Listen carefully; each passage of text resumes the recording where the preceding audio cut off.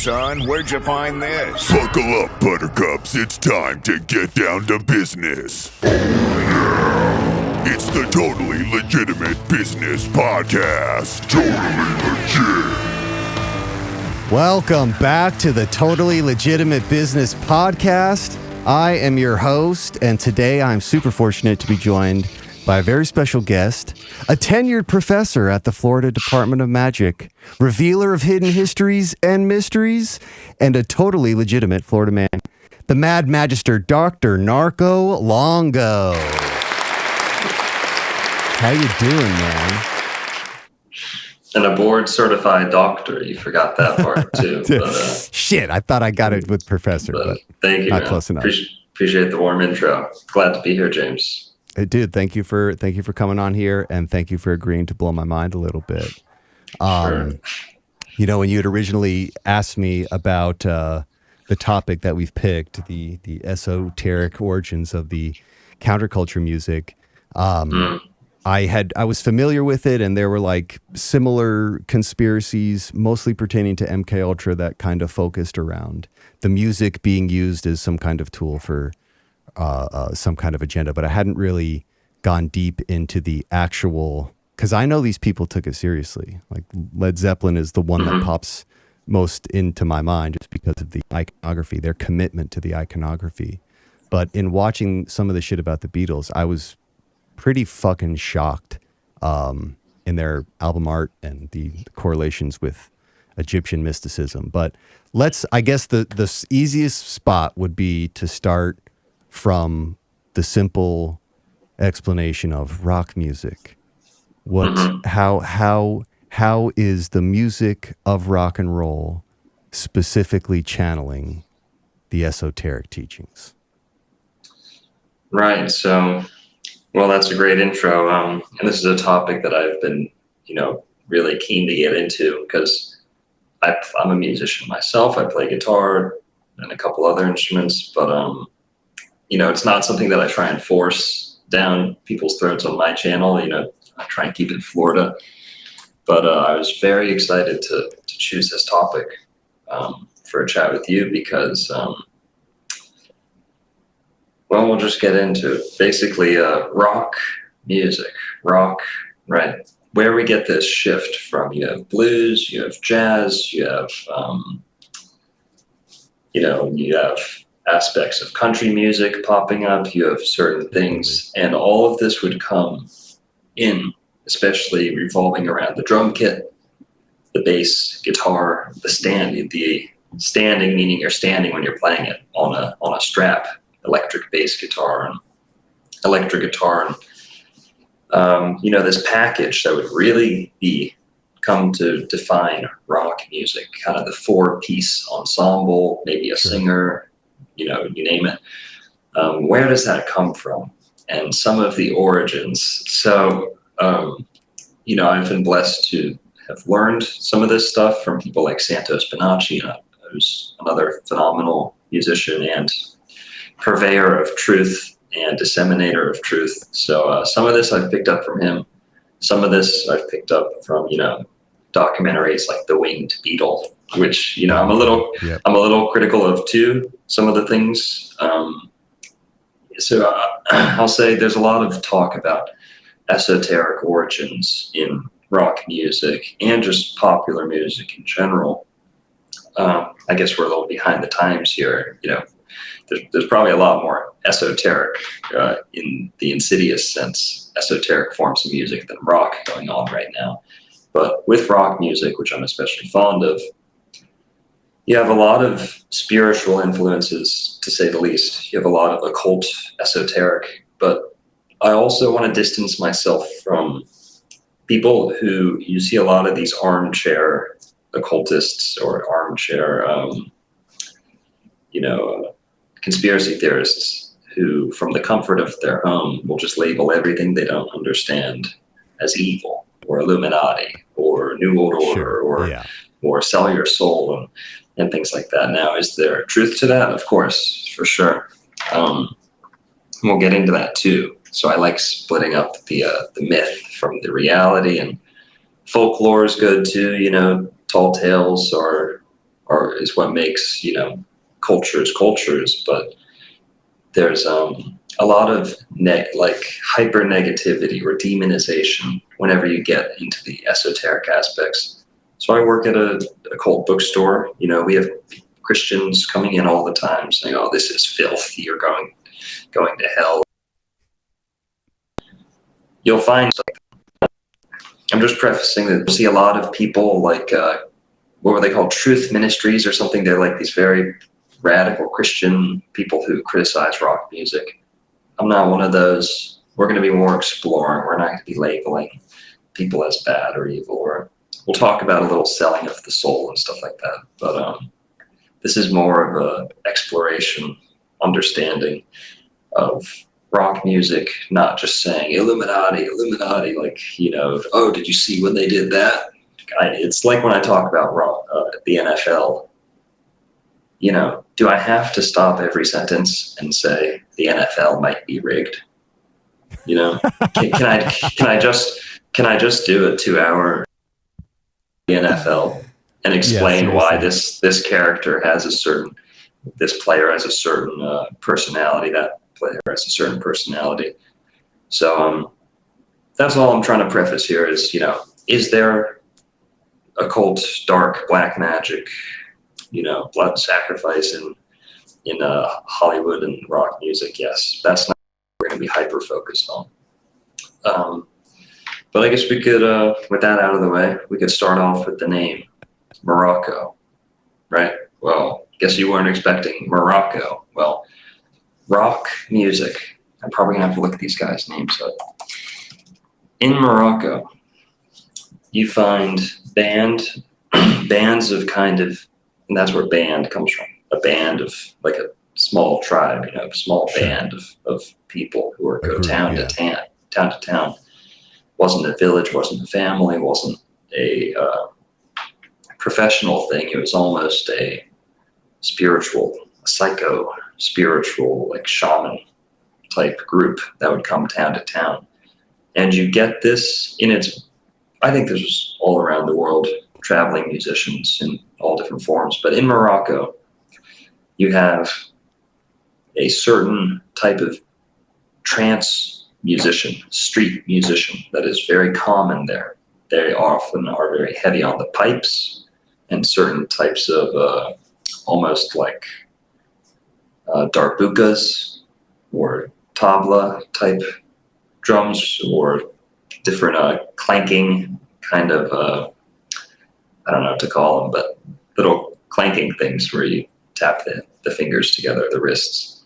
Kind of like these. And little yeah, so I'm totally slipping their name, but this is kind of what Brian Jones went over and recorded the pipes of, what they call Jarjuka, or something like that.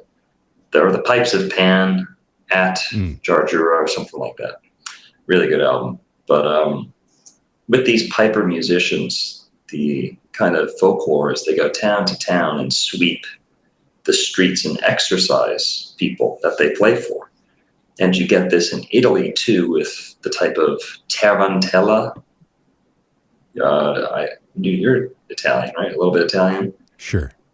You've got the tarantella, which comes from tarantula, which is like the spider dance, or when a woman or a man is bit by a spider. It's the responsibility of the traveling kind of gypsy musicians, the flamenco musicians, to bring the people back to life.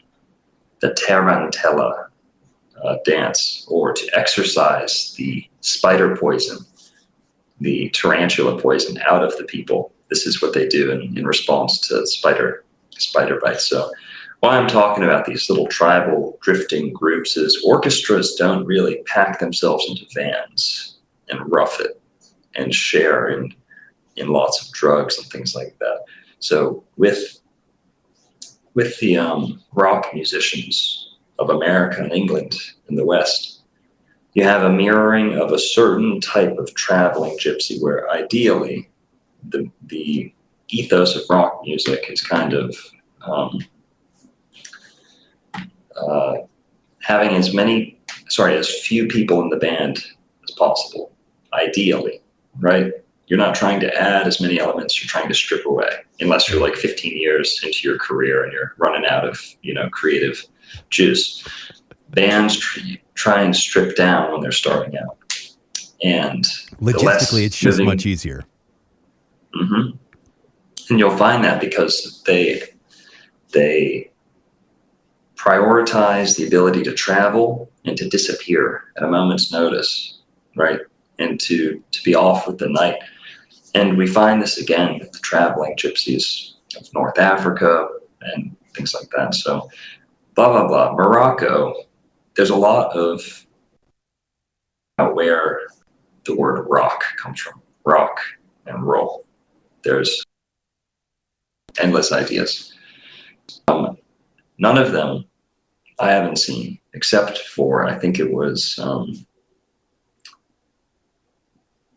not William Burroughs. Yeah, William Burroughs with Jimmy Page. William Burroughs, I think, saw Led Zeppelin in Morocco or something and made the connection between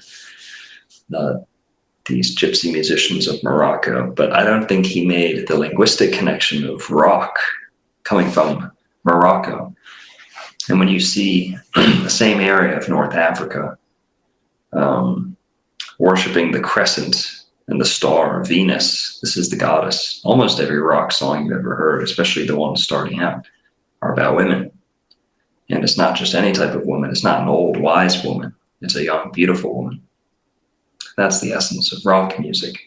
It's Venus worship of the goddess, Venus. People are wailing, lustful wails and things like that. Think about Robert Plant and Elvis, and they're just gyrating, right? And what you have here is a form of veneration of the goddess, and the word veneration comes from Venus also, so it's a bit redundant. But we find this not only in the lyrical content and the essence of rock music, you also find this in the rhythm. The fourness of rock music also is a form of veneration to Venus, who is potentially represented by the cube, which represents Earth. Cube is the Earth. The square. The cube might be Saturn. We can talk about that a little later, but the square is Venus, four square. So the four beats of rock and roll. Venus rules rocks, by the way. Venus rules Taurus, which rules rock, stone, but blah, blah, blah. So Venus, rock music coming out of the same area of North Africa where you have the worship of certain, they're not unique to Islam, but the crescent moon and Venus, which are representative of the goddess and fertility and young people, young people enjoying life, things like that. And so Morocco, rock from Morocco. Now, that's just a connection that I'm throwing out there. And William Burroughs did a really interesting piece where he compared the street musicians of Morocco to Led Zeppelin when he saw them in concert. And I think he was, it's another pretty much typical practice of these musicians in Morocco to habitually smoke hashish, like the whole performance or before the performance, make sure they're toasted. Yeah. A lot of the audience might partake, and that is kind of the glue, the union of the band, the way some of them look at it. And you'll find this with rock music, That's awesome. Once bands stop smoking pot, they stop making good music. Yeah, not always. Sure. Changes the vibe. It just changes the vibe. It's different. I'm just teasing. But well, it's also funny. So right there you have. No, go ahead. Mm-hmm. No, it's okay. Go. The thing that I was making the most the biggest like visual comparison to is the dress.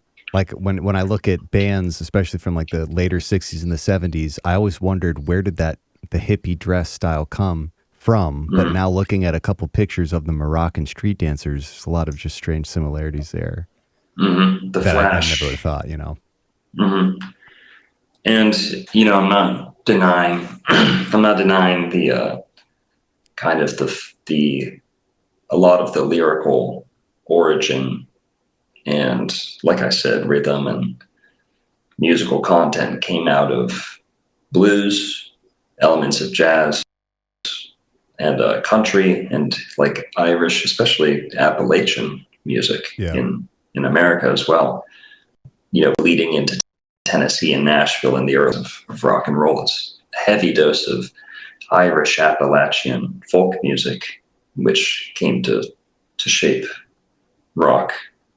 But in terms of the magnitude that would become associated with rock music and the performance element and the pyrotechnics and all these things. There's other things, rock music shifts and goes in different directions, but with the genesis, I think, that's really it with the Moroccan musicians, but they really induce themselves into some crazy trances. I'm gonna have to grab my water. I'm sorry. No, go ahead.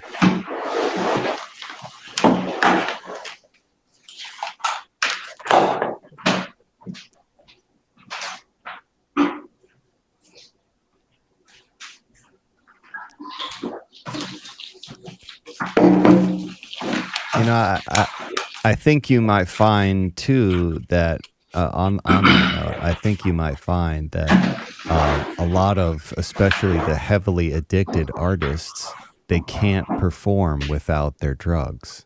They need the drugs, or they think they need the drugs to be in the altered state to, Mm-hmm. But it's very shamanistic. I used to just look at it and be like, fucking addict, it's addictive behavior. But now, with a zooming out a little bit, it's purely shamanistic. I wouldn't judge a shaman for taking drugs before they began their ceremony. Well, you're right on. The word fiend, to fiend for something, especially drugs. Fiend is the same word as Venus. It comes from Venus. Venus rules that which is pleasurable, feeding your desires. So fiend comes from Venus. You'll find in Sweden today, how you call a woman beautiful is fiend.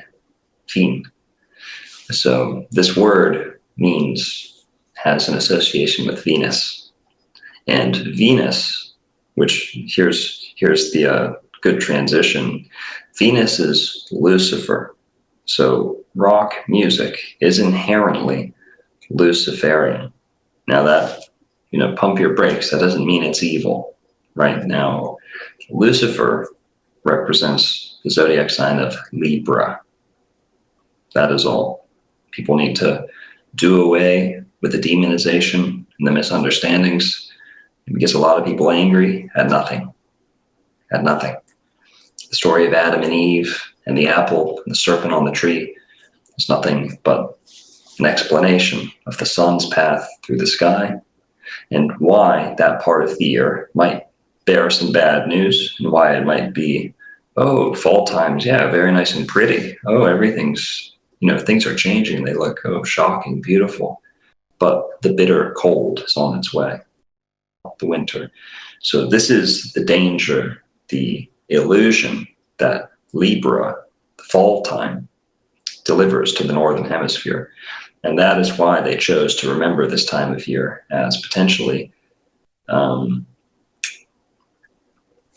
alluring, beautiful, but deceptive, promising light and promising beauty, but delivering a cold, empty death.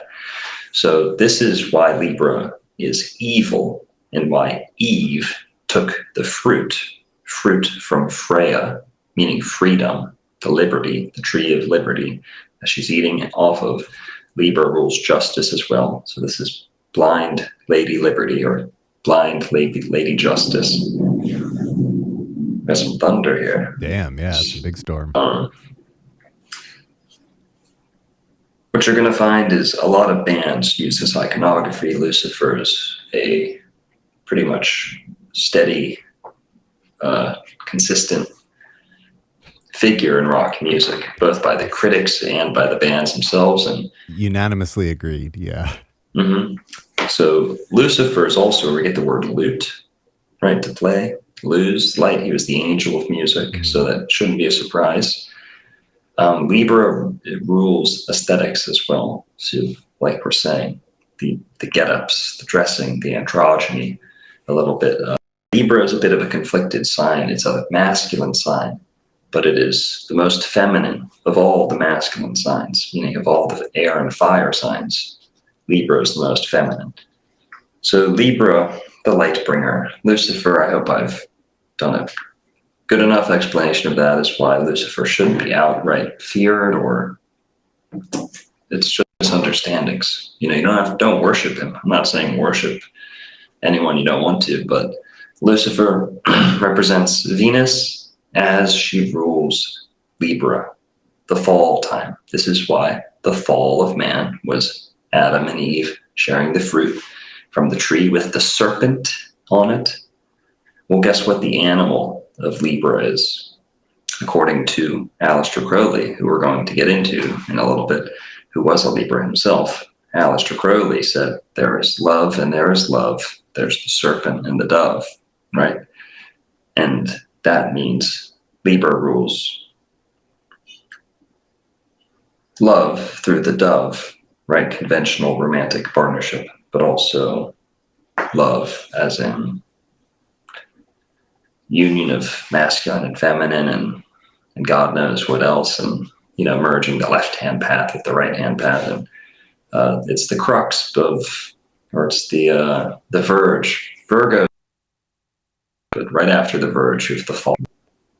So you're on the verge of fall, and then once you enter Libra, man has fallen. Adam and Eve ate the fruit. And why is there a serpent on the tree? Serpent is from the word seven. The word serpent means seven. If you have September, that is Serpentember. Septa, yeah. That is the septa. That is the serpt. If you are usurped, right? Someone has fallen. You've taken their place, right? Like Lucifer.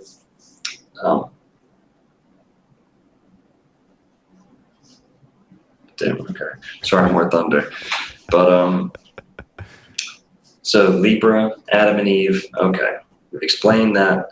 That's the most pertinent to rock music. And okay, 7th month, serpent. Okay, yeah, I got it all out the way. And with that, we don't have to hate Lucifer. We can understand why he was cast down, because he rules the fall time. And Adam, making fall of Adam, is the fall of autumn. That is autumn. That is why we call fall autumn. And it is Eve, the evening of the year. Libra rules the evening in terms of the day. In terms of the year, Libra rules the evening of the year, meaning the moment where we pass into fall time, the fall equinox. Okay, so now that we've destigmatized some of those things, we can understand why venerating certain forces, certain goddesses, all under the greater God, right? I'm a Christian foremostly, proud to say, but God has many faces. His faces are the planets. He doesn't have fingers with which to meddle in our affairs. He has his choir in the heavens that sing and they twinkle and they effect his will onto the earth below. So, yes. Now that Libra itself, I should have said, is where we get liar as well. Libra rules lying and the law and lawyers. That's why lawyers are liars, same word. And the justice, the judges. You take the bar exam. Libra rules the lum bar. Lum means light as well. Lum bar, luminescent, right? Luminosity. That's lumbar, lower back, the kidneys. It's what Libra rules. Look it up in any astrology book. And you'll find that's a part of the body, especially being used in, in rock music too. But how else are you going to gyrate? Exactly. You know? So with this, you have the lyre, which is the forefather of the guitar, the lyre, the lute as well, the lute, the lyre, sure, and the guitar, the sitar, all these things. But the Finnish say that the guitar comes out of the kantele from Finland, which is almost like a lap guitar type thing, a lap harp. And well, all right, that's some of the mythology and astro etymology behind rock music. But I guess we could get started with when rock music as we know it really took shape. I know there's a lot of people who are going to say, you know, Elvis wasn't the beginning of rock music. There was whoever else. There was Buddy Holly. There was Lionel Richie, or people whoever. You talking about the big three, Big Bopper, The Day the Music Died, Richie Valens. I meant the wrong. Sorry. Richie Valens. I don't listen to Lionel Richie's, the 80s guy. Sorry. Hello, is it me you're looking for? So with this, I'm going to get started with 1962. And we're going to hone in on the date of 1962. So I didn't do a good job of naming 50s, rock musicians, but 1962 is where we're going to get started in terms of a certain astrological occurrence that would set up and set off what we know as modern day rock music, which we largely still have today in terms of what goes on at the Grammys, what people expect as a music performance today was kind of defined in that time. And what we have is a certain cluster, I guess you could call it alignment. People throw that word around a lot, but it was more of a conjunction and a conjunct. They were very close together, but aligned, because you can have an alignment where they're very far apart, but they were very close together in the sign of Aquarius. So I'm going to pull up the astrology chart of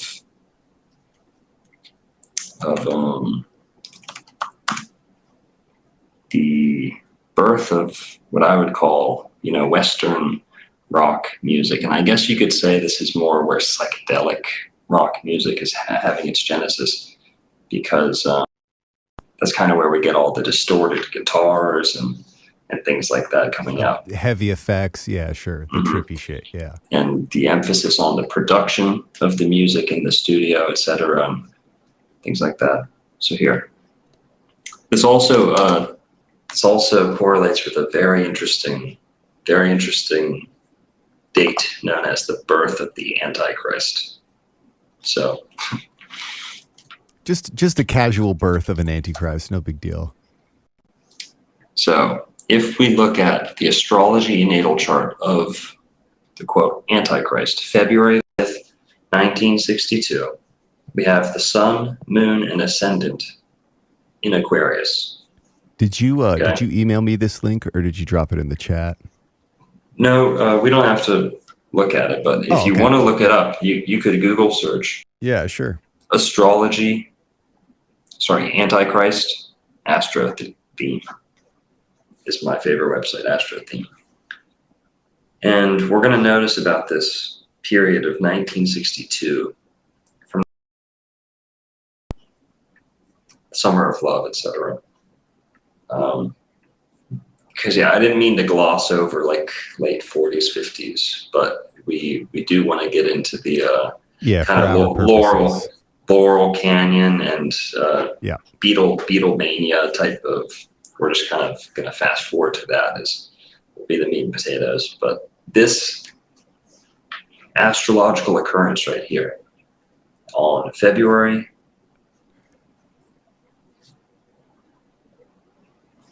February 5th, 1962.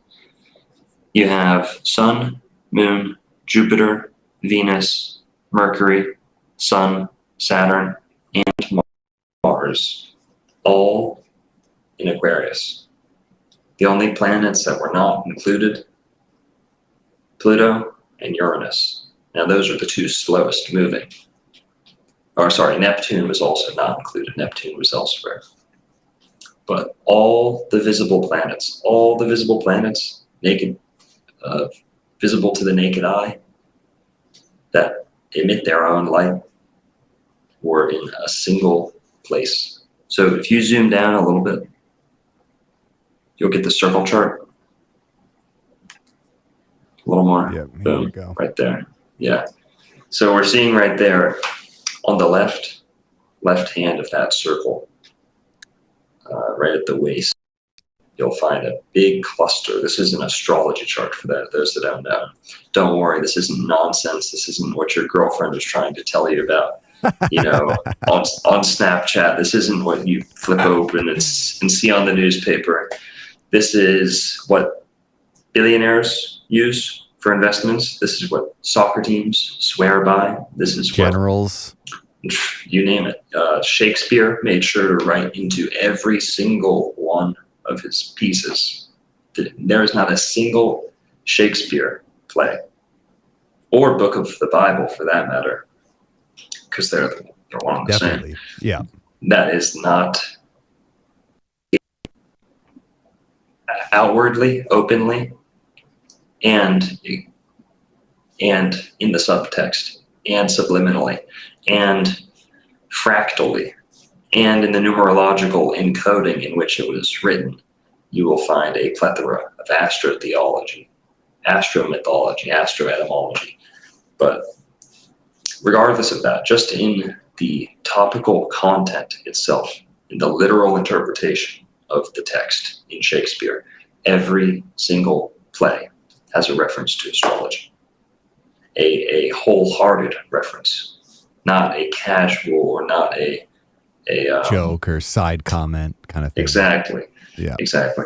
So you anyone who's read enough Shakespeare knows that this universe from which he is writing 100% is the Ptolemaic, the one with the P, Ptolemaic worldview, with 7 spheres encasing the Earth. And I'm not saying like a hardcore Mark Sargent, rigid dome. What I'm saying, Mark Sargent dome. What I'm saying is these are his lights, and they each have a dominion over this realm, but they space themselves out from each other. These are the planets that NASA tries to tell us about. They're showing us a lot of lies, but nonetheless, there are lights in the sky. Those are not places you can land and put boots on and fly a spaceship to. Those are burning essences. Those are distinct frequencies, distinct burning light, churning, sending their influence onto this earth, each of them having a different color, a different song, frequency, spectrum, a different purpose, flavor. And this is how God gets his work done down here. So when we're looking at an astrology chart, you're not looking at a lot of nonsense. What you're looking at is a snapshot of the sky. So we take a snapshot of the sky, those 360 degrees of that circle.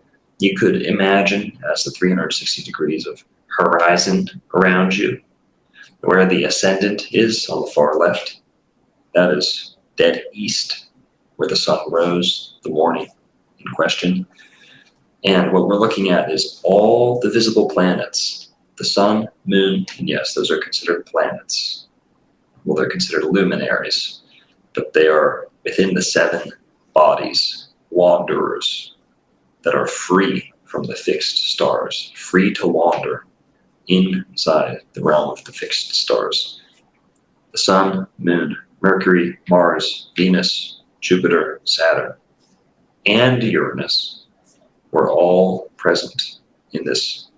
Sorry, not Uranus. Uranus was not. Neptune, Pluto, and Uranus were not. But And just for scale, like somebody that knows, has looked at a lot of these and understands this, what's the estimate? How likely is this? How often would something like this, a stacking like this, occur? mhm. Well, we had a similar stacking in 2020, I believe, with the Jupiter-Saturn conjunction. Interesting. It was kind of yes, exactly, interesting. It was not the same type of alignment, but you had all the visible planets, or at least 5 of them, and then 7 at various times, going back and forth into Aquarius. So this is considered as by astrologers, this is considered to be the indication of the dawning of the New Age, if not the first tick into the New Age. Interesting. And with the New Age, a lot of customs and beliefs, practices went out the window. Right. And you'll find out Crowley was, he was having, not premonitions, he was kind of foretelling this. This was worked into his kind of belief system. It was expressed in the Book of the Law about these repeating 3 types of eons, of ages. Now, he doesn't directly tie it to astrology. He places the cusp like 100 years prior, but he still says it's a shift, and that it was a large shift, and it's no coincidence he would be kind of adopted as the role model of so many rock musicians. Yeah, sure. Because of this sentiment. And blah, blah, blah. Let's just look at this alignment. This is not the birth of rock music we're describing. This is what is considered the horoscope and chart of the Antichrist. Now, what does Antichrist mean? Let's get into this. Okay, Antichrist is not an evil thing either. Not evil. Antichrist? Sorry, people. Now, are there people that you could label Antichrist because they're so evil? Yes. And I think there's lots of evil people who need their heads hacked off. Don't get me wrong. But the Antichrist as a concept, as a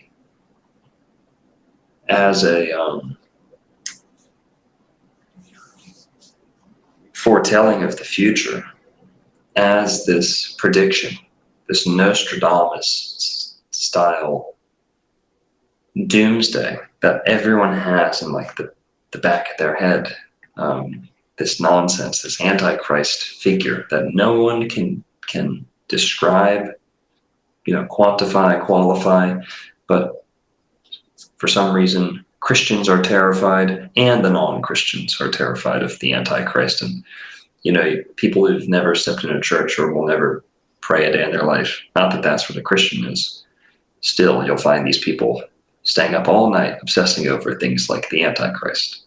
Well, let's destigmatize this as well. The Antichrist. What does anti mean?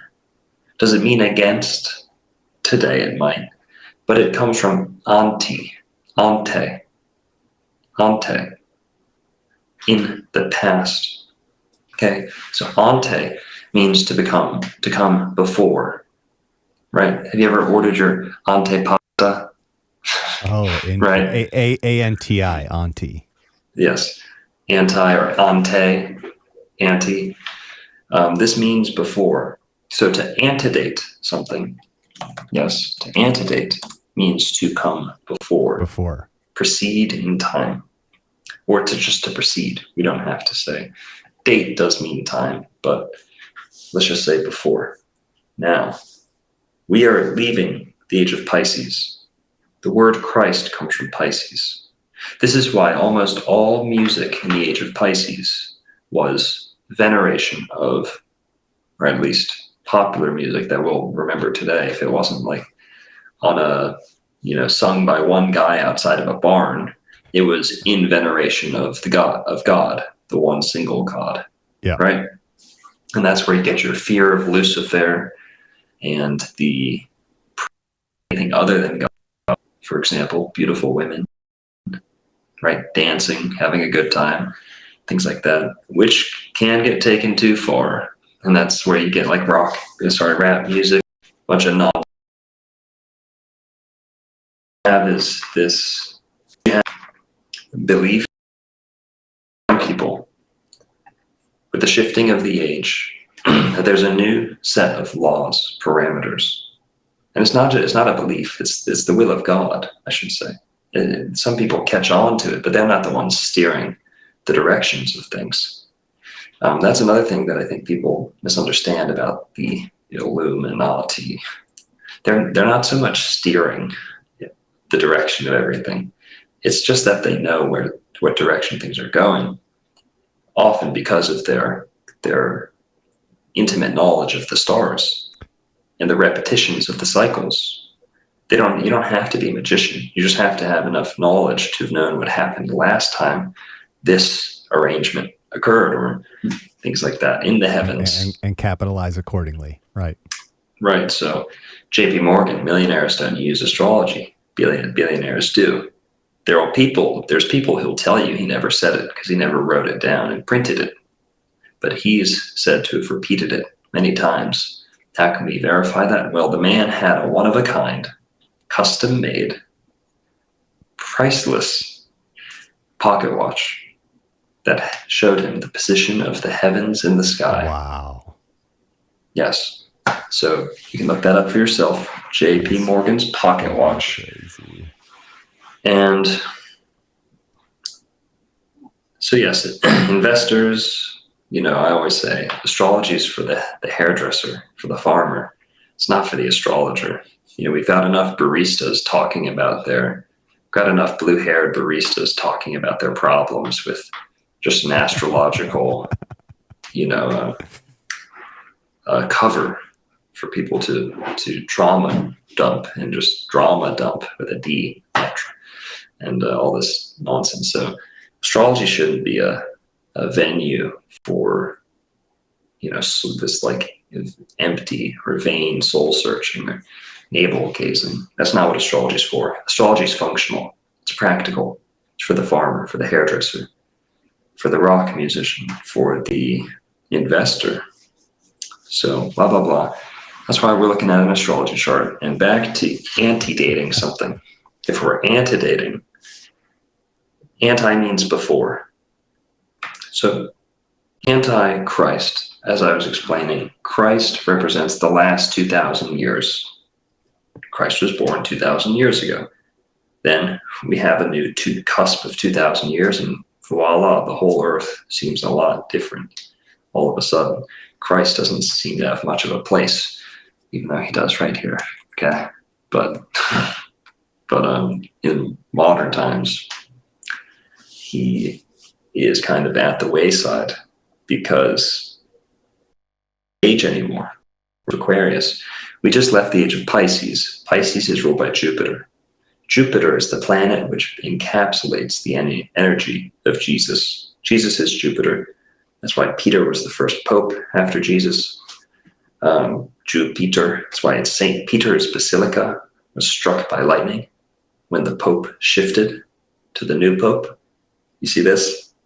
2012, I think. Yeah. Literally when that happened, the picture of it striking. Yeah. Thor, Jupiter, making his presence known in St. Peter's Basilica, Jupiter, and blah, blah, blah. Jesus, Pisces, Jupiter rules Pisces, but what else? Pisces rules depression. It rules water. It rules submersion, the unconscious. It rules suppression, mysteries. Now, what do we get with Christianity? It isn't especially. Also, Pisces rules submission and bending the knee, turning the cheek, being a pushover, pussy, a pacifist. These are all Pisces words. What is the essence of Christianity, or at least mainstream Christianity? There's this vague turn the cheek attitude. And turning the cheek is exactly what Pisces often do. And Christ was like that. He took all the punishment. He took it all. And he said, it'll end with me. Right? So that's a very Piscean thing to do. They are sacrificers. They will often take on the pain and wounds of others. But most importantly, Pisces is the sign that cries the most. Cries. So this is where we get the word Christ, crystal, Krishna. Oh, shit. It's the same essence. Right from that. Okay. So it's the crybaby. And you'll find Christians, whenever they're driving around, they'll have the fish on the back of their car. Yeah, of course. The fish on the car. Yeah. They can't even tell you why. Yeah. They can't even tell you why. The way it was always said to me in the South is, I have the fish on my car because Jesus fed the people with fish. That's what they would say. He rode a donkey into town too. I don't see them riding donkeys everywhere they go. You know? A debatably more fun bumper sticker anyways. Him on a donkey, way more fun. Mm-hmm. I don't see people having leper colony bumper stickers, you know? I don't see that. Also more fun than the fish, but go on, I digress. The fish comes from Pisces. The specific fish that we find is not just any fish on the back of cars, the Christians. It's the cross section of the Vesica Pisces. It is the specific, what do they call it? The isthmus? I forget how to pronounce that. Isthmus? I forget, but even the pushing together of consonants like that is also indicative of Pisces. It's where we get the word psyche, and from Poseidon, that silent P at the beginning. Psyche? Really? Pisces, yeah. At the beginning of Pisces rules the psyche, the unconscious, the deep emotions, deep intuition. So, blah, blah, blah. What you have is Christ's reign over the earth.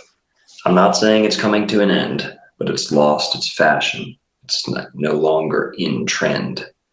And with the age of Aquarius, we have a new primary central figure. I'm not saying it's the new Messiah. I'm not saying Christ has lost his place. Believe me, he hasn't.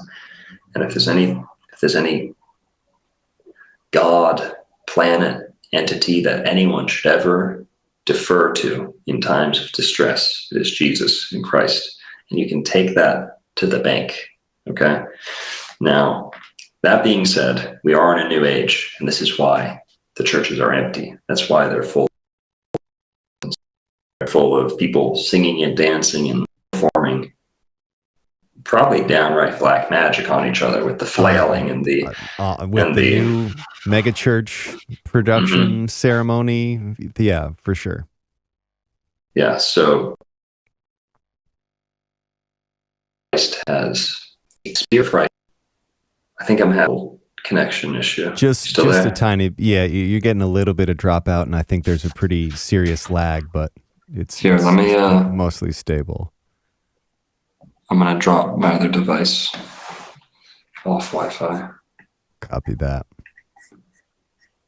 See what else I can do.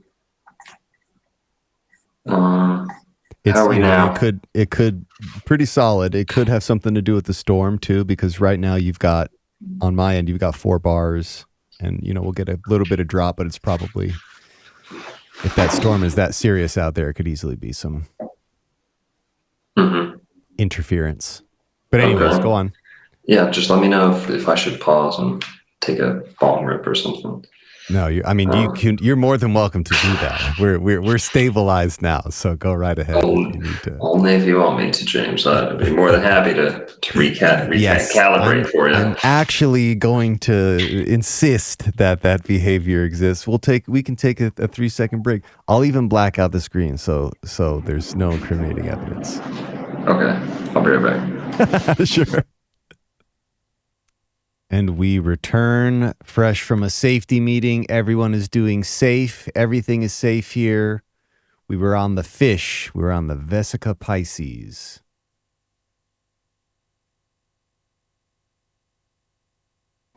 So, yes, on the fish, Vesica Pisces, the isthmus, I forget what they call it. I should know how to pronounce that. There's too many syllables, though. The isthmus is the fish, the specific fish with the intersection of the two kind of golden. I don't know. No, it's not a golden spiral. It's the seed of life. The seed of life, the flower of life. Yeah, there you go. You find Pisces over and over again. Why? Because Pisces rules infinity. Why? Because it's the final sign. It's the finale. Fishes have fin. Pisces rules finance. Okay, you see, right? Do we get it? You got it. Yeah, absolutely. I think we're good on that. Are you sure? I'm Sure? I'm feeling good on the fish. I'm feeling satiated on the fish. Okay. Wait. Go ahead. Dolphinately? Dolphinately. Yeah, dolphinately. Okay, good. So the fin, final, finished, this comes from Pisces, meaning the end of the zodiac, the final sign. Christ said, I'm the Alpha and the Omega, the beginning and the end. What else do you say? I'm the Lamb of God and the Fisher of men. Beginning, the Lamb, Fisher, Omega, Ram, Fish, Aries, Pisces. Beginning to the end of the zodiac, one and all, with his 12 disciples, the 12 signs.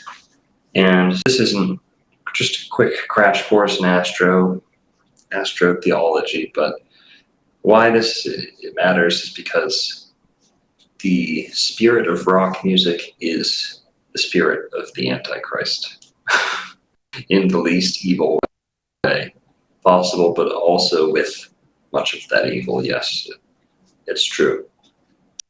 Christ is anti-Christ. We've laid out what Christ means, the age of Pisces, the qualities of Pisces, why music in that age was for a specific purpose, right? In the worship of God, collective.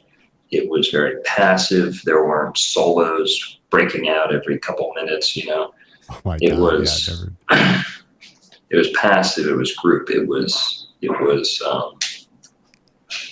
conservative, it was traditional.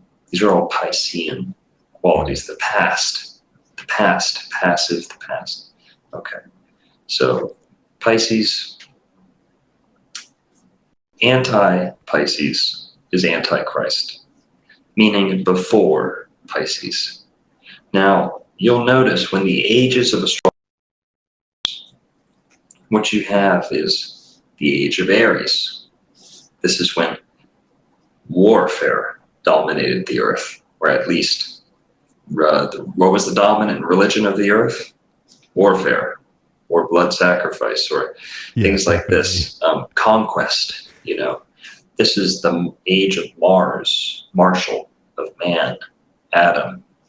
This is Abraham, the ram. This is the age of conquest, the age of war, the Iron Age, so to speak. Not the Iron Age, but an Iron Age. And this is where you get steel, iron, and this is where you have the emphasis on the identity of the warrior. Meaning, if you were a man, you were a warrior first, then maybe something else on the side, ideally, in the highest functioning societies. So that's the age of Aries. You have a lot of bloodshed, you have a lot of conquest. And this is what I always say about the age of Aries. Of all the philosophers, of all the this and that came out of that age, right? There was not a single single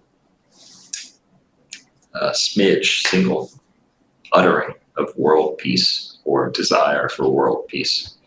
Who wanted world peace? What is world peace for? No, you have your people, you need to protect it. Why would I lay down this? Why would I turn the cheek? It makes no sense.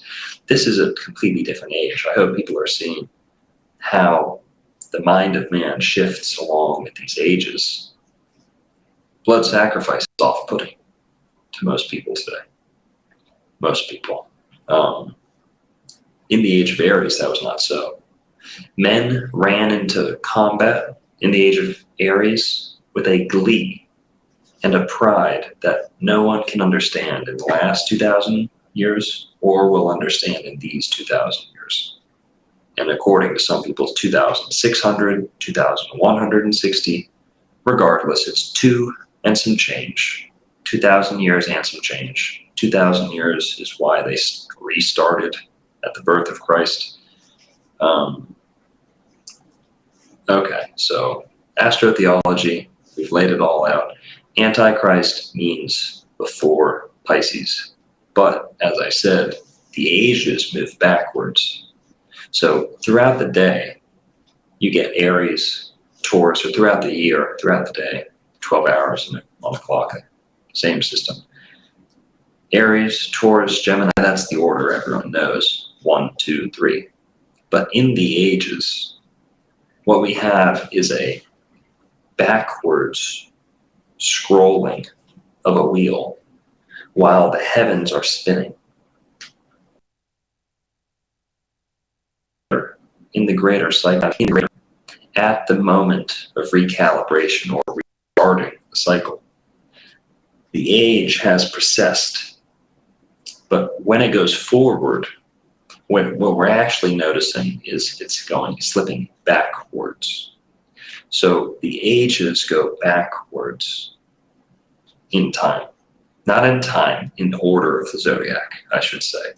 So the ages went from Aries, which should be number 1, because Aries is the first sign of the zodiac. Aries, arise, the sun rises, starts the day. That is number 1. But from Aries, we go into Pisces. That's number 1 to number 12, from the first sign to the end. So that was a sudden, drastic change. Now, likewise, instead of going back to Aries, we keep going with the order of the ages, as they have always gone. Before the age of Aries was the age of Taurus, a largely matriarchal time. A lot of stone building was getting done. An emphasis on the beginnings of agriculture, an emphasis on the picking of fruits and herbs and leaves and salve, things like that, the production of plant medicines and shamanic approaches to spirituality, the taking of certain plant medicines, things like that, psychedelic brews. And not that that's what Taurus represents, but Taurus is the sign of nature and of motherhood. Of fertility, of the soon-to-be mother. Cancer rules motherhood. Well, Mother's Day is in May because Taurus rules fertility. Okay, we'll get into that another time with the udder, the uterus, the bowls, the buffalo, the fallopian tubes, but all that stuff. The age of Taurus was a time of matriarchy, and most historians, about 6,000 years ago. Well, 4,000 years ago, you get the age of Aries. This is where you get your Persian empires, your Mesopotamian conquesting empires, and these chariot driving forces that would just cut down anything in their way. Savagely, yeah. So this whole age's approach to warfare was different than ours. There was such less loss, such a sense of, it's hard to say, there was so much, there was less of a sense of loss. They didn't feel like they were dying forever. They had a bit of an understanding of what happened after death. They knew what it meant to die a warrior's death. They knew that their soul would renew. Therefore, they entered the same way the child enters a video game today, fearless, just ready to experience what's ahead and, test his skills with impunity from damage. That is how people lived in the age of Aries. They rode into warfare without, man's always fearful of certain things, but they were not dread. They did not have dread. They didn't dread this uncertainty. Well, I think that you said it before too. They were fighting for something. They really were fighting to protect their families, their town, their empire. They were all they had. the men being savage and being able to protect himself. Right. So from the age of Aries, from the age of Taurus, you go into the age of Aries. From patriarchy, warlike empires, conquesting forces. Then you get into your age of Pisces. Boom, religion, monotheism. Okay, an emphasis on belief.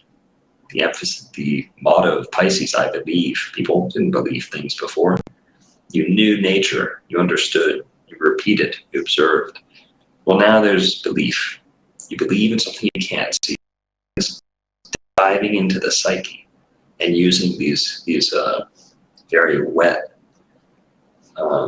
soggy approaches like confession and shame and guilt and all this stuff to kind of sort things out. And it's just a very sad time. The age of Pisces probably saw the most suicide we're ever going to see in man's time on this earth, which is forever, by the way. That's the whole point. Basically, if I haven't said it outright, the Antichrist is the next age after Pisces. This is the big change everyone's dreading. This was the 2012 end of the world. This is the 1962 Antichrist. This is the 2020 conjunction doomsday. Anyone that is trying to convince you of doomsday is just flush them down the toilet. They're nonsense. They're charlatans. There's no more narcissistic thought. I've been saying this too much the last couple of days. There's no more narcissistic thought than to be so self-absorbed, than to say, I am so special that the universe is going to end in my lifetime, right? The whole jigsaw puzzle is going to fall apart in my lifetime because of my sins, because of my unique, perspective on the world, and I figured it out right before it's going to happen. No, you didn't. You're just getting strung along by losers on YouTube. Or making superhuman response to it's a superhuman response. Well, that's it with the doomsday stuff. So, guard yourself against evil, but the Antichrist is not going to be a sharp-dressed Elon Musk, getting everyone into the 5D light body med bed, plugged into their cryptocurrency Neuralink chip in the brain. So, as much as people are anticipating this dreadful Antichrist event, I regret to inform you, or I'm glad to inform you. There's going to be a drastic change in things. And after all, apocalypse means revealing, right? Revelation. So revelation is learning, knowledge. Why is it the age of revealing? Because this new age is the age of knowledge. Aquarius's motto is I know. So I know. People are going to know what's up. They won't have to believe anymore. Now, there will be too much knowledge, and that's going to be the new antagonist in this level of the game, you could say, in this age, is that knowledge will be taken for granted. It'll be at your fingertips, yes, but there will be fake knowledge. It'll be wrong. They'll be, used for the wrong reasons. And I would say we're already at that point, right? Sure.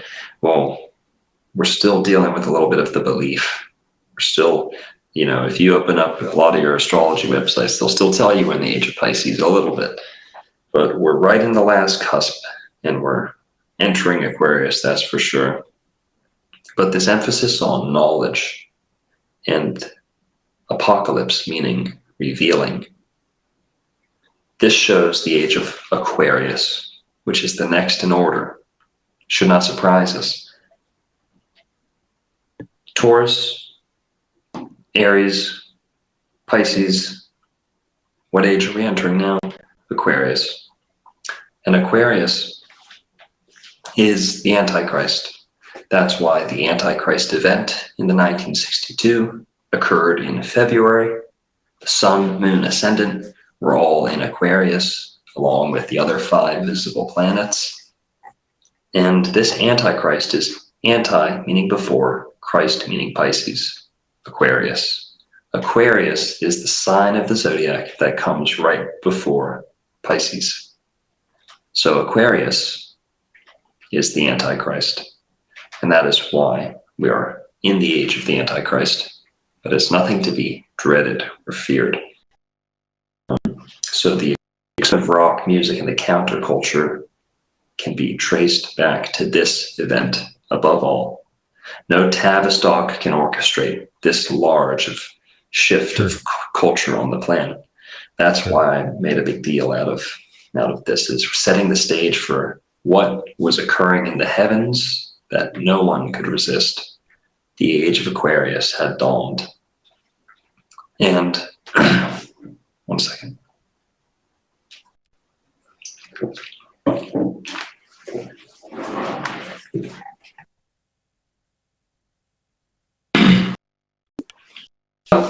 The age of Aquarius had dawned,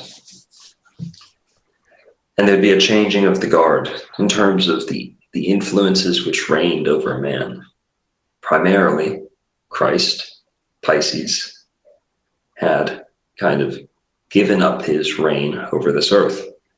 And what's taking his place is Janus, the genius, Uranus, the Uranian. Okay?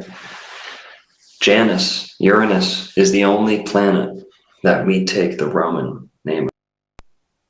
Sorry, that we take the Greek name of, not the Roman, Greek. We can get out of this birth chart too. That's, yeah, I was we're just done with that. Cool, thanks. So Janus is Uranus. Uranus, Janus, same word.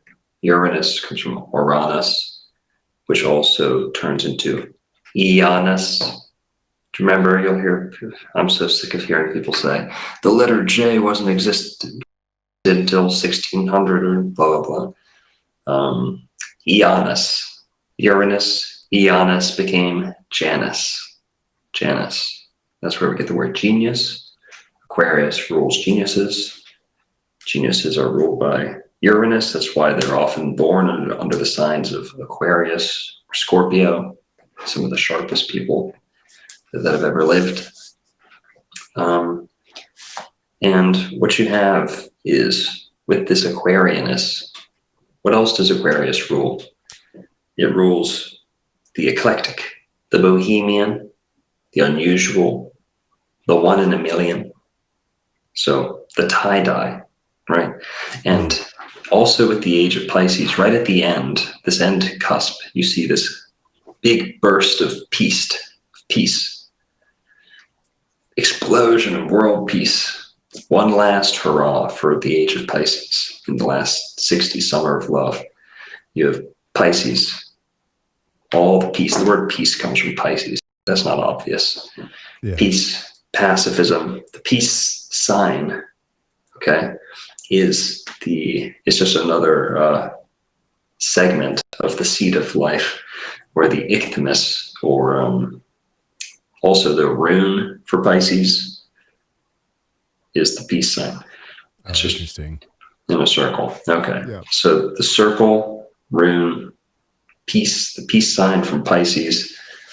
This is the last hurrah of the age of Pisces and of the summer of love. And after that, it's like heavy metal, it's R&B, it's the peace music's like, it's just played out. That stuff died in the 60s and yeah, we needed more hard shit again. We had enough of this peaceful shit. Now it's time to get dirty with disco and it's true. It's true. And you had your 60s explosion from 1962 to 69, roughly.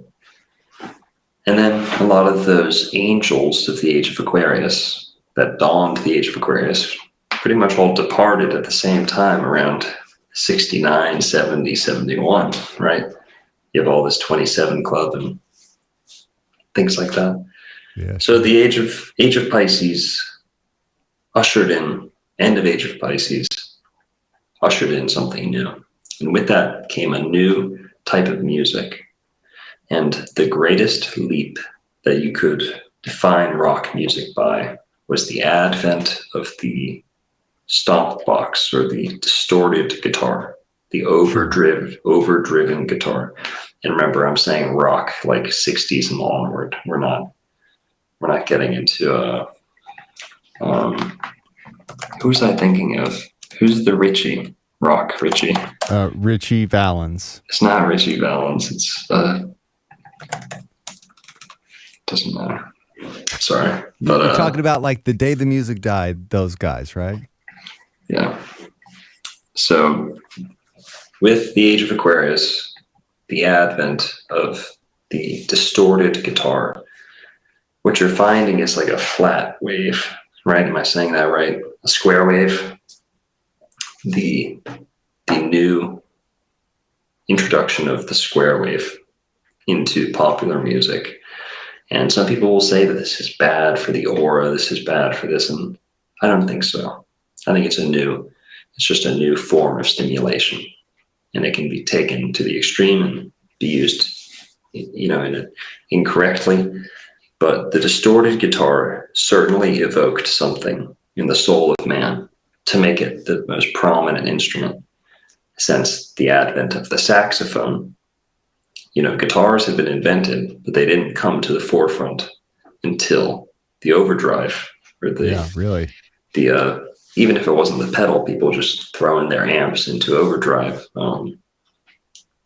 basically is what shaped this sound and what pushed the threshold higher for what people expected from their performance art, music in general. And what that is the electric guitar, like I said. So the guitar is ruled by Venus. The guitar is ruled by Venus as an instrument, as are most of the instruments coming from the lute and the lyre and the harp. But the electric guitar, through the enhancement, through the electrical components, is ruled by Uranus, Janus, the god of digital electricity and condensed and contained electricity, the god of the thunderstorm and bolts of thunder is Jupiter. That's someone else. Like we said, the lightning strike on St. Peter's Basilica. But this condensed, let's see. Man, what was Benjamin Franklin? He better not be in Aquarius. He's close. He's a Capricorn. January 17th. He's almost an Aquarius. But basically,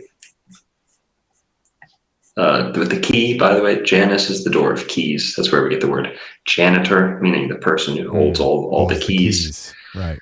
That's the doors of perception. That's why Janus rules psychedelic drugs as well.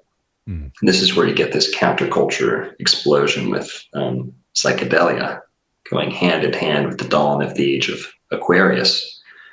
The age of Aquarius being ruled by Uranus, you get the electric guitar, you get many of the pyrotechnics, you get also the introduction of the synthesizer is ruled by Uranus as well. The sequencer and the synthesizer, these are products of the Uranian age. And this is the same time in human history.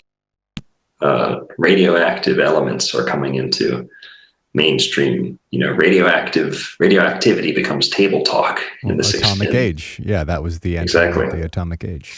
Exactly. Now that is Uranus taking the stage on Earth as the new reigning God, the lowercase g, right?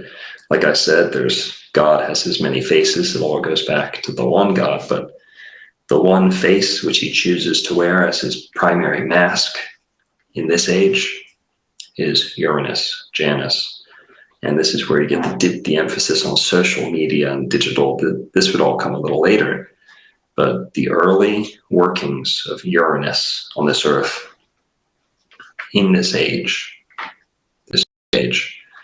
that's also where the word New Age comes from, right? I'm always denouncing New Age practitioners, but I'm always talking about the New Age. So, which is it? Make up your mind. It's the new age for sure. But Uranus is where you have this electricity, this emphasis on electricity. The electric guitar sounds like an electrical current running the whole time. Does that make sense? The synthesizer would come by means of electricity, would come to replicate, imitate all the other instruments. And this is where you get, so the hippie explosion, the tie-dye, all of this comes out of Uranus. They rule eccentricity. Like I said, they rule electricity. That's why those words are close. And, to be eclectic is to be electric. Right? And Aquarius rules both of these. Aquarius also rules queerness and to be curious. So you have the sexual revolution of the same time period and the abandonment of the Piscean sexual norm or romantic model, that the conservative, the tradition, just go out for, I don't even know what it was, I guess, but getting married. The emphasis was on getting married, not having experiences. People were experiences from 15 to 35, and that comes out of Aquarius. So the book, all this, okay, I think I've explained it. So this is Antichrist stepping onto the stage. This is the abandonment, a lot of those Christian values, and this is the counterculture. Aquarius is the rebel. He is the revolutionary and the rebel. Rebel and revolution, same word. But this is Uranus. Yeah. So, yeah, any questions? Any right here? That's kind of the introduction of the counterculture. No, that was great. And it definitely has set the stage. And I guess it ultimately lends itself to be the perfect segue into, of the bands that would have typified this or exemplified this the best. In my opinion, it's somebody like Led Zeppelin who really doubled down on the iconography. Not necessarily a band like Coven or like a band that was actually trying to be satanic, overtly satanic, because I again draw the distinction there. But I guess from not only what like the things that you've read about this particular thing, but just from what you have laid out, what are the bands that typified that consciously or subconsciously the best during that time period? Right. Well, just going back to that 1962, I'm just going to look up right now what was on the radio in 1962. I imagine Elvis, the Beach Boys. Definitely. Okay. Yeah. So Elvis, Beach Boys, Ray Charles, the Four Seasons. And right there you have the beginnings of psychedelia. Elvis would venture into this like Hawaii, trip land, like trip verse, right? The Hawaii verse that Elvis is like went into in all his trippy times. But it was a strange phase, but he went there. He really did. And then the Beach Boys went from the beach to acid parties and definitely the Manson family and all these connections. Literal direct connection to that right there. Yeah. Mm-hmm. Yeah. Yeah. I mean, the Beach Boys were kissing Charlie Manson on the lips in the 60s, like early 60s. So, but Elvis, right. So let's also think about who was in 1962. I know who. I'm just double double, triple checking. Well, it was JFK, who was the most Uranian president we have ever seen. He was the rebel. He was younger than almost anyone had heard of president. He was Catholic. He was against every convention that people were used to. And the Uranian thing. He was also known to, I'm not trying to tarnish him at all, but he didn't married and like cheated on his wife, right? Basically. I don't think it is unreasonable at all when unpacking historical figures, especially like this. I think it's important that we make that distinction. It might not have been known to the American public, but it was well known in the circles of the government that he fucked. His dad, in fact, is like famously known for telling him, like, you can fuck whatever you want. Fuck whatever you want, oftenly, no remorse. On top of that just being a thing that was acceptable then in the times, like it was enabled quite savagely. Mm-hmm. So that's a Uranian thing as well. The Aquarius not only rules divorce, but they rule. Aquarius rules like casual sexual encounters like that, which would come to be the norm. Yeah, would come to be the norm, and he was kind of a patron saint of that from the get-go in 1960. People forget that JFK was largely hated by both sides. Now, he was a bad boy, a rebel, didn't belong. He was somewhat of an insider, but also an outsider. Kind of anti-establishment, yeah. Yeah. So with all this, you have these Uranian archetypes. Also, when he got into office, what was it? It was like, all right, let me see the aliens. Let me see he wanted to get into the not the unconscious, but the subconscious, the subliminally, implant things that the government was getting into with the MK Ultra and the Roswell had already happened. The list during that time in specific was thick. And again, whether it's the follies of man or well beyond the control of man, and they were just abiding by the rules of the planets, there was a whole bunch of strange shit going on. Mm-hmm. Stacked up pretty hardcore right there at that point in time. Right.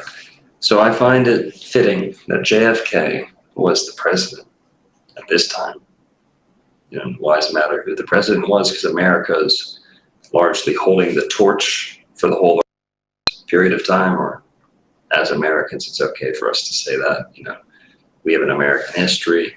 So looking at it through our lens, if not the whole earth, you have America leading the way in the 60s, stepping even further out onto the world stage, and not only leading in military might, as it had done 20 years earlier, but now, for good, leading in musical might, in creative might, and technological might. So this is all coming out of Aquarius. And with Aquarius, you have the Antichrist, the hippie movement, yes, psychedelia coming out of nowhere, all the acid, things like this. Okay, all ruled by Aquarius. Aquarius rules awareness. The word awareness comes from Aquarius. So to be aware, this is the expansion of consciousness. That's so cliche to say, I hate saying it, but the expansion of consciousness through means like acid, things like that. The rock music was a catalyst for a lot of that. And the new sounds pushed man's mind into directions that he could have never dreamed up had he only heard the harpsichord for another 400 years, you know? So yeah, sure. that's, this is what happened. So the music had to come first, right? It wasn't the chicken or the egg. It was the humming of the noises outside, right? That really sparked a new mode of thinking. And this is the importance of things like the electric guitar, Jimi Hendrix, you know, splitting open the atom with the sounds of his guitar, things like that. And this is where you get your new age thought, all these things going hand in hand. But I guess we can get sort of, now that we've explained where this explosion comes from, how the planets and blah, blah, blah. I forget what I said anyway, but we can get into some of the specific, you know, legends behind some of the bands. Like you said, we can start off with, we'll get into Led Zeppelin for sure, but just starting off with what was on the radio, 1962. I think it was only 1 or 2 years later the Beatles would come out. Beatles' first album, I guess they were playing before then. Please Me, 1963. That would make sense, and they were probably grinding out in Liverpool, bottom back half of the 50s, 60s. Now, I my parents loved the Beatles. I grew up listening to the Beatles. I always understood there was drugs involved, but I don't think I appreciated the fact, like, my whole thing was this band just took a bunch of drugs. They took a bunch of drugs and they started making music. But then the older I get, the more I begin to understand, yes, they took drugs, but the music is almost, it's a sober interpretation of the experience that they had on the drugs. I don't know if I can explain that any better, but their connection with the music, it transcended. It really was, like, in my opinion, the shamanistic, like we were talking about before, the shamanistic channeling. It wasn't just getting fucked up for the sake of being fucked up. They truly had intent and purpose every time they took drugs, every time they smoked weed even. But it's also really funny too, because you think about the Beatles, like, being the biggest band in the world. They weren't even a band that long. A very short period of time. They come out, they release a bunch of records, they tour for a couple years, and then they just release records and then ultimately break up. So I don't know necessarily where I'm going with that, but ultimately the crux of all the stuff that I have read and amassed on this specific subject is, were they aware of the fact of the significance of the Beatle when they chose that as a name? How did they actually choose that name? Were they aware of the significance? John and Yoko loved collecting Egyptian artifacts. Were they aware of something, or were they just drawn to those things naturally because of the cosmic purpose that they were serving at that time? But I'll let's open it up to the Beatles. Let's hear your thoughts here.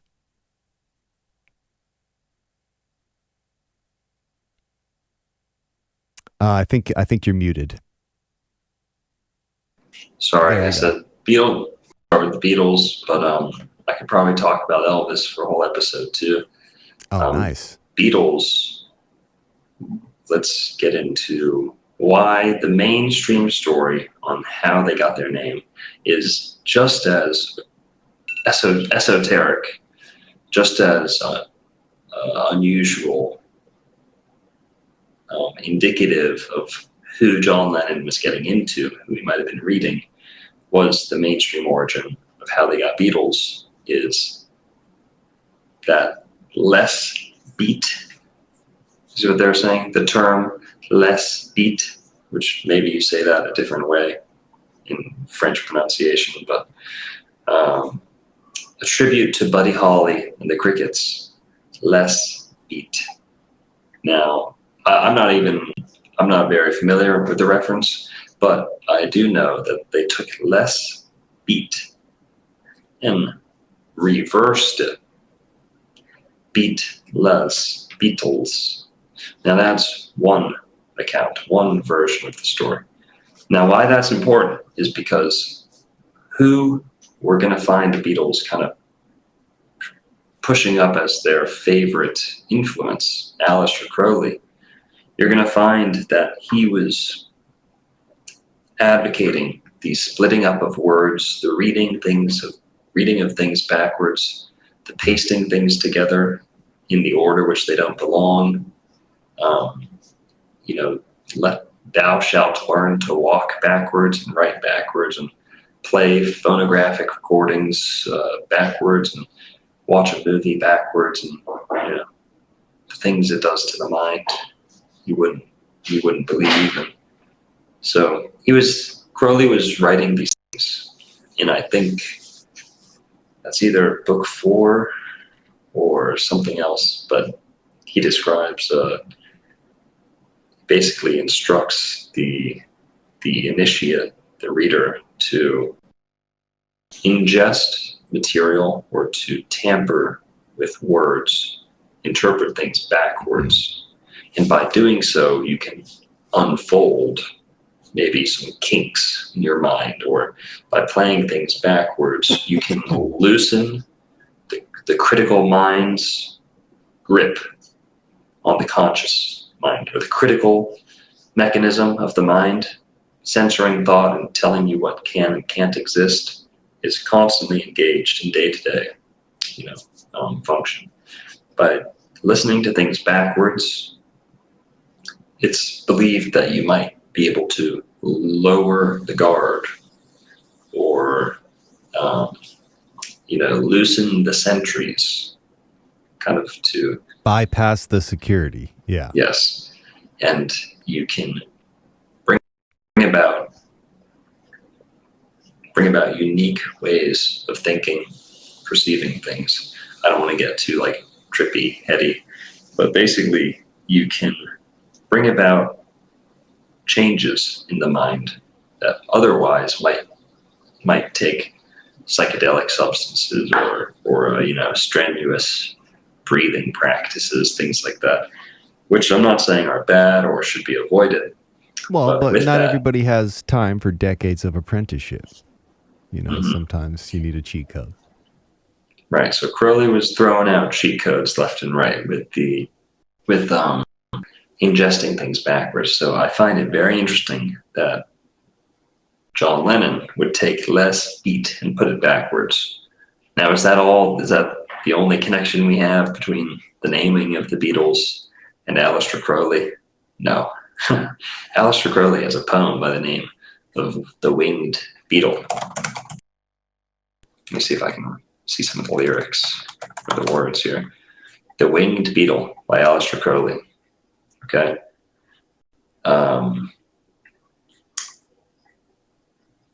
I believe John Lennon got the Beatles, yes, perhaps from less beat, but his inspiration to take a word and flip it backwards, or at least put one half in front of the other half and reposition the word in a new orientation, also, I think, was inspired by the fact that word was also used by Aleister Crowley in one of his poems, who we know for a fact John Lennon was fond of because they put him on the Sgt. Pepper album twice. He's the only person on the album on there twice. So that means they must have liked him a lot or wanted you to see him twice, more than all the other people on the album. Yeah, they've got, what do they have? They have Gandhi, they have Gandhi. They got a whole bunch. They got wax figures of themselves. Mm-hmm. Couple presidents, Marilyn Monroe's on here somewhere. Mm-hmm. We probably won't have too much time for all the Paul is dead stuff, but with Aleister Crowley, another thing you have to understand about Aleister Crowley is towards the end of his life or career, not towards the end, but as he was getting old, when he was focusing on his art for a period of time, he faked his own death, or at least publicized his own death, and then showed up to a art showing that if I remember correctly, was being held in his honor, like in remembrance of him, where they were showing his art, as this artist had passed, and we're going to show it, posthumously. And he showed up to his own. So he was a practical joker above all. Genius troll. He was a troll. And what do we find with the Winged Beetle is this story that Paul McCartney died. Now I think it was very lost on all of everything I saw on the Winged Beetle. They never mentioned the fact that Crowley faked his death at least once. And it may have been the most Crowley-esque of all things to do. For those that have seen the Winged Beetle, for those that haven't, the Winged Beetle is the kind of an attempted expose to show had Paul McCartney or been removed on purpose, or had been sacrificed, or had been God knows what, and replaced with a new Paul McCartney. Now, some of the evidence is very convincing. Some of it seems a little shoddy, but the Winged Beetle is very interesting watch for any people interested in. There are a couple things I found out there specifically. The Winged Beetle is one. There's another called I Am a Phony, and there's another one called The Rotten Apple. Those three are like the coup de grace. I watched one of those a long time ago. It's where I was made aware of all this, but I did not rewatch it for this conversation. But one thing that kept coming up in the podcasts and stuff that I was reading is that at some point, a researcher looked into the ownership info of those pages that have those documentary series posted, and they said they were able to link it back to someone who was a childhood friend of the Beatles and longtime business partner, Neil Aspinall. And the link was through supposed business/paperwork filings, I'm assuming like LLC filings in the UK. So I don't know how much that's supposed to muddy up the conversation of where did the conspiracy begin and why did the conspiracy begin, or why did someone even look into it. But just wanted to throw that out there since we were talking about those specifically. Right. So Aleister Crowley wrote The Winged Beetle. They put him on Sgt. Pepper. I think it was from The Winged Beetle documentary showing. Sorry, I should have made that clear. There's a documentary called The Winged Beetle, like James just said. Then there's the original poem by Aleister Crowley called The Winged Beetle. The Winged Beetle documentary goes into the inspiration, the influence Aleister Crowley had on the Beatles, why they may have used the certain esoteric links between, people dying and being replaced, but they don't really mention the fact that Aleister Crowley faked his own death, like I said. So Paul, it may have served him to have faked his own death and to orchestrate an effort to convince people there had been this faking of death. And you'll find that with many musicians, there's this, 27 club, not that he was 27, but that some of these people retire, they go away, right? Now, what I think that is some of them choose to go through what I would call a Lazarus ceremony or a Lazarus ritual, a rising from the dead, a public, what would the word be? Simulated rising from the dead, meaning faking your public death, publicizing your death, but then living on quietly, a normal life. So I'm not going to go off the deep end with saying every celebrity has been faked or cloned or this or that, but I think it's at least something that has to be entertained with some famous celebrity deaths. You're not off base making that claim. David Bowie, who we know also was a admirer of Aleister Crowley, if not a member of the Golden Dawn himself, OTO as well, perhaps, who knows, but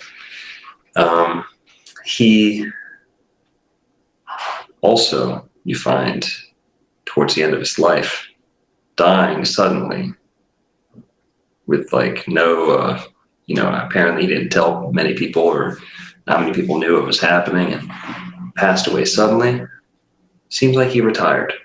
Didn't seem that sick. Didn't seem that I could be going out on a leg here, but when you look at the lyrical content of his last album, you could look at it as a death-obsessed man, or a man looking at his own mortality.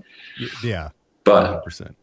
What I see is the emphasis on the character of Lazarus, the man risen from the dead, the man who potentially also mentioned in The Winged Beetle, if I'm not mistaken, or one of those documentaries that talk about the Lazarus myth. But the lazy dog, Lazarus, the black dog, this is also where you get your Led Zeppelin. Yeah. Hey, mama. That's a black dog, is the black dog of the underworld. That is Cerberus, or Sirius, Cerberus, from Canis Major, canine, Sirius. Anubis, Cerberus, Lazarus, these are the same archetype. The dog of the underworld. That's why lazy dog, Lazarus. To be lazy, Lazarus. But blah, blah, blah. You have many rock stars being accused of faking their own death. Right. And this also goes right back to Crowley, showing a link and an inspiration for the rock star, identity. And you see that right up today with, people disappearing or dying or getting taken out of circulation, right, in terms of the media presence. Yeah, oh, sure. So, with the Beatles, that's kind of one of the things that first jumps out. Also, they're one of the first bands to go east and start infusing their music with Eastern concepts. But you'll find a lot of that wasn't always for the best, because a lot of this stuff is just another guilt trip from a different angle, right? So they think they're combating Christian oppression by bringing in Eastern concepts, only to find that, 50 years later, you find white people crying, obsessing over their dharma and this stuff. Completely corrupted all this shit from its true meaning, yeah. So, responsible for that too. There's navel gazing, like, oh, look how spiritual I am. Like, oh, we got a dinner with this Maharaji and we're gonna namaste. So the Beatles are, perhaps to blame for that, the navel gazing. And let's see, what else? You have their manager. What was his name? Was his name Epstein? Brian Epstein? Yeah, you are absolutely right. You're absolutely right. Yeah, I know I was right. Brian Epstein. The manager of the Beatles, and he apparently was a very blackmailable person, from what I've heard, and he went through some things, if not drugs, sex stuff, blah, blah, blah, blackmail behind the scenes. The Beatles were not just a commodity. They weren't just something. They were a lab created. Today, how much money goes into like a Lady Gaga album, or like it's a carefully curated process. Yeah, it's a science project. They're curating this not to their target audience. They're manufacturing their target audience. They're broadcasting and overriding people's, taste in music by giving them essentially bubblegum pop. That's where the pop references come from. Candy. Sweet like soda. Yeah. Candy for the ears. It's nutritionless, right? It's nutritional. And well, let's see. Okay, Beatles, got all this stuff. We'll have to talk about the Beatles another time.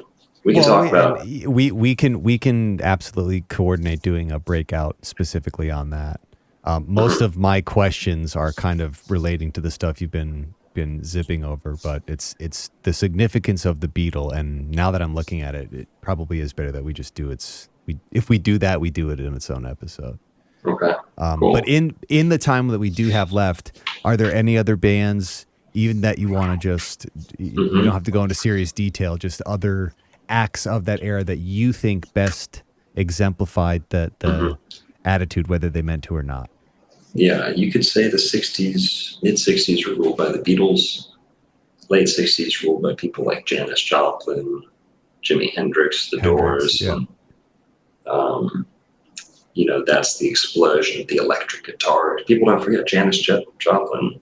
Yes, her voice, but when she's playing with Big Brother, there's ripping guitar solos. The fuzz box is turned up all the way, and the noises he's getting out of the guitar on, I think, Ball and Chain. It's either that one or the other one. They play it live. It sounds like Hendrix is in the band, Yeah. And okay, late 60s, guitar explosion, even George,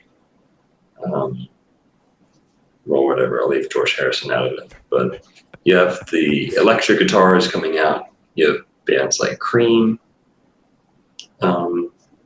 It's thunderous. The drums are getting thunderous. The drums are getting bigger and louder. And the guitar is getting turned up. The bass is getting turned up. Everything's competing with each other. And the noise is climbing across the board. You get to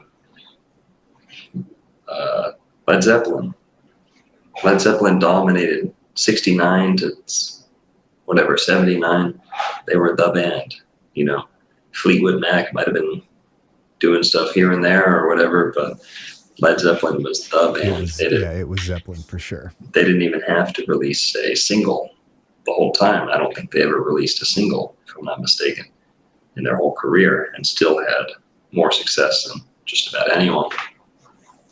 So Michael Jackson also in there, in his different iterations, Jackson 5 going on. But what you have is Led Zeppelin coming out of nowhere. It's no coincidence that the dominating force of the mid-60s, 60s in general, the Beatles, dominating force of the 70s Led Zeppelin. And we could talk about the 80s too, I guess. But well, and do you think I don't want to get too crazy here, but like the British invasion, what if any is there direct overlap between the stuff that we're talking about? Because again, as we're speaking about it now, I'm thinking that's more than circumstantial that those specific bands, the bands that effectively define that era and the next couple eras, at least in rock, were British. Is that significant or not? Well, I in terms of music, I'd probably have to do my homework a little, but in terms of lyrics, we should expect the best music written or catchiest or most circulated or articulated around the earth is English. Why? Because it is the land of writing. Let it be written. Let it be written. Britain. right? English is angular, angelic language. It doesn't belong to England. It belongs to the angels. And if you don't quite buy the be written thing, let it be written, well, who presided over those glens and hills and meadows before the Saxons and Romans? Well, the Druids. So if you're be written, if you're writing, you might draw some things too. And if you drew it, then you have your Druids who are doing a lot of drawing and sigils and shaping, drawing. So these English Isles, it's no coincidence that the Inklish of the pen comes out of that place. William Shakespeare, right? Right. The pen, the ink. So, yes, rock music with its emphasis on lyrical content as well was suited for England, but it had to come to America, and it first had to come from America, go to England in the form of Delta blues, the Mississippi blues, going to England in the 40s or 30s, 40s, and getting circulated to the parents of the rock musicians, of the 60s rock musicians, who were listening to things like Robert Johnson, right? That's where you get your Cream and a lot of your Jimi Hendrix too. But from the Delta blues, this came out of America, which is the soul, the blues, right? The rhythm. That went to England, got a facelift, and then got exported to the rest of the world. It got electrified in England. That's what happened, is the blues got electrified in England and exported to the rest of the world.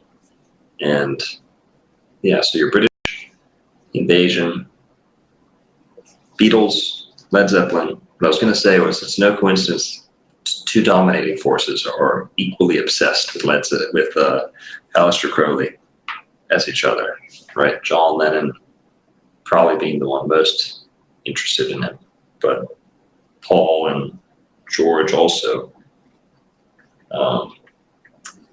Then you have Jimmy Page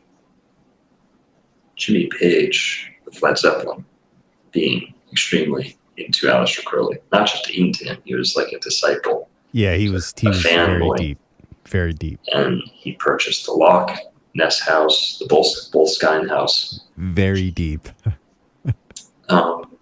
You have Jimmy Page purchasing like as many Crowley items, belongings as he could. Well, and he even, like, a lot of people love to co-opt the occult symbols and the occult vibe, the occult aesthetic. Jimmy Page lived it. He really believed it.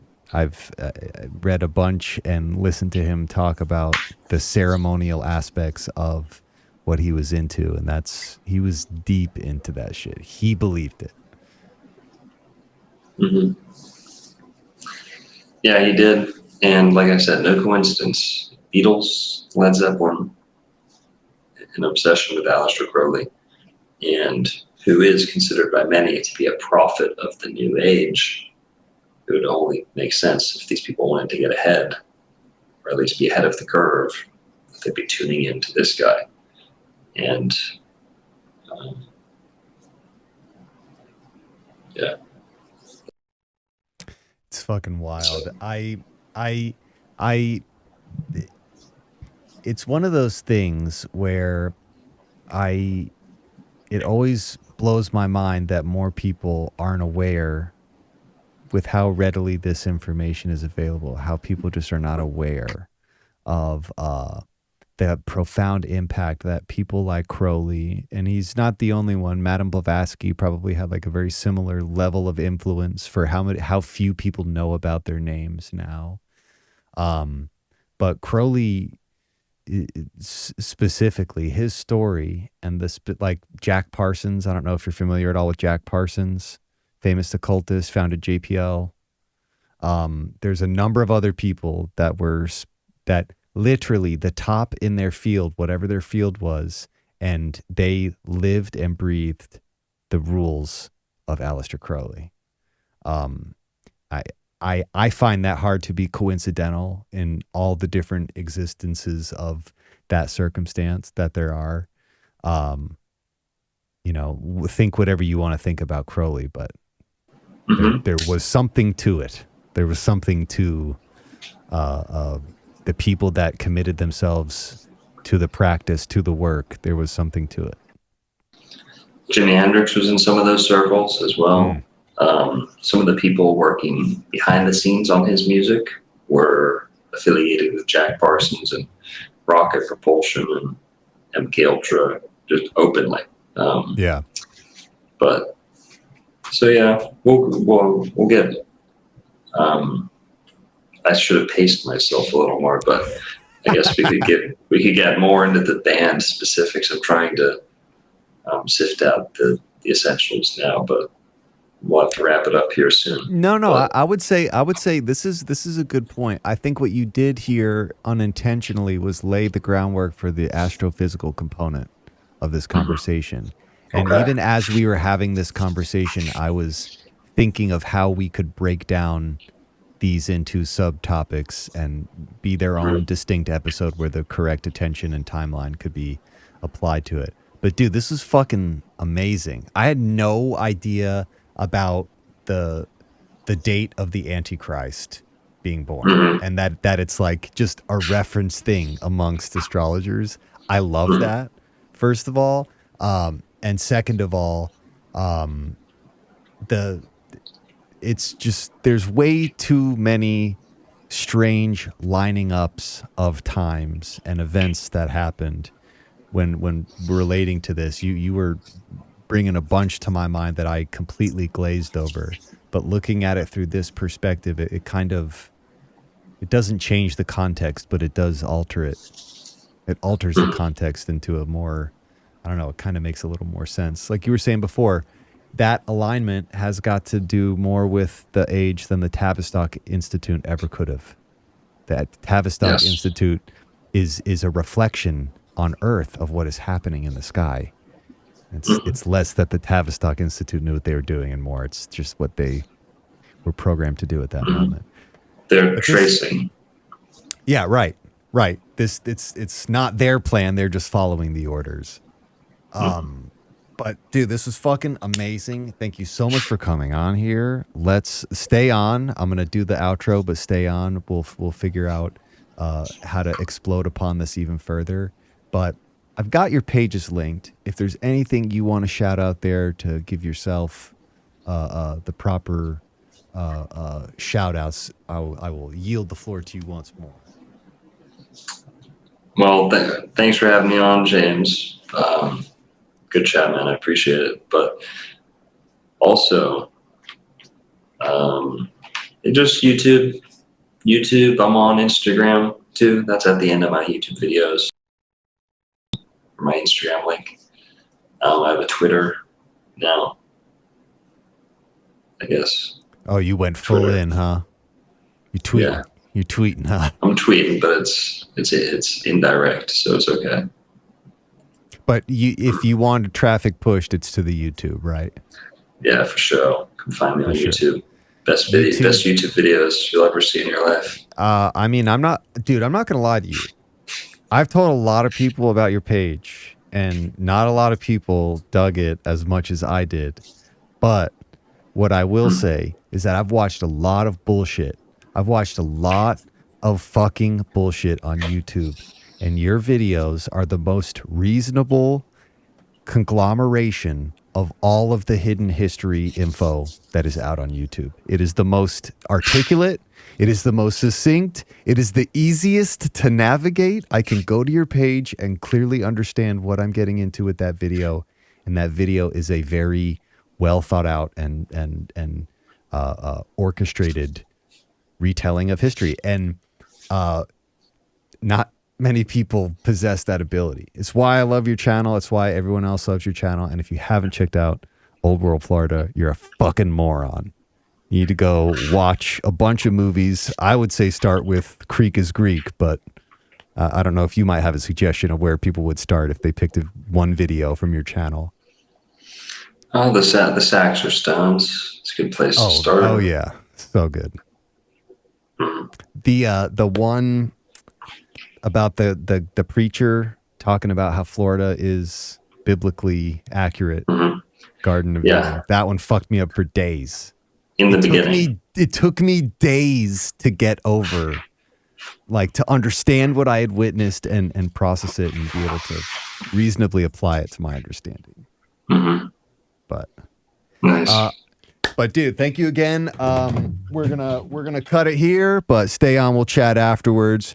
Here's the outro. We got an outro, and it's just as stupid as the intro. All right, see y'all.